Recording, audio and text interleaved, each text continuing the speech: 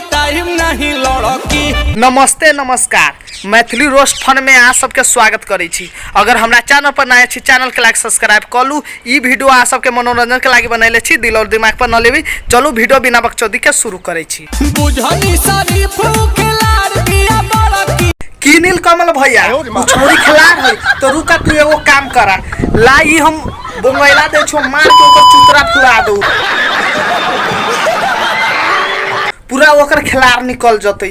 पढ़ने निकले वाले छात्रों की होखे ना भरोसा हमर मन गइल भड़की। तोहर मन भर की छो तो ठीक है, हमरा कहा हम बहिचो के एक बोंगैला मारी छी, 10 दिन हॉस्पिटल में रहती सुतल, उठबो न करतई। ऐसे में बड़ा सख्त लौंडा हूं।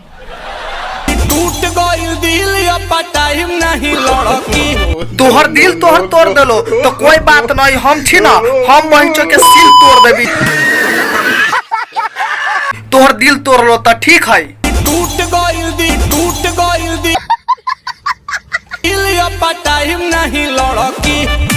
आजकल के छौरी के नया नया फैशन, कि आजकल के छौरी के नया नया फैशन, आ जे छौरा तर माल रही छी ओकरे जोरे रही छी सटल। टूट गइल दिल अब टाइम नहीं लड़की। तू ठीक कला हो नीलकमल भैया, ई छौरी के मरई में ले जाके गरई धरा देता ना तो निमर रहती। आई होप कि वीडियो अच्छा लागल होती तो वीडियो के लाइक कमेंट शेयर सब्सक्राइब कर दू, और चलो मिली छी नेक्स्ट वीडियो में। जब तक tata bye bye, love you all. टूट गइल दिल अब टाइम नहीं लड़की।